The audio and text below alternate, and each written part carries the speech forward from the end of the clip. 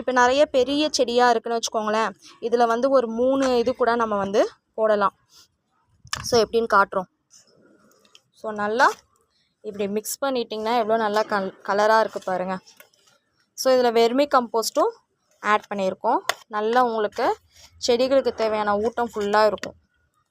இப்போ இதில் ஒரு இது எடுத்துக்கிறோம். ஒரு இதை எடுத்துக்கிட்டு தள்ளிவேடா ஒரு இதை எடுத்துகிட்டு ஒரு சின்ன செடியில் ஆரம்பிக்கலாம். இது வந்து சின்னதாக ஒரு மிளகாய் செடி வச்சுருக்கோம். அதில் இதை ஒரு இது போடுறோம். இதுக்கு முன்னாடி நம்ம என்ன பண்ணலாம் அப்படின்னா, நம்ம செடிகளை வந்து அந்த இது எடுத்துகிட்டு வா களை வெட்டி நம்ம இந்த மாதிரி சின்ன களங்கொத்தியால் வந்து நீங்கள் வந்து இப்போ அடுத்து பிளான்ட் பண்ணுறோம் அப்படின்னா,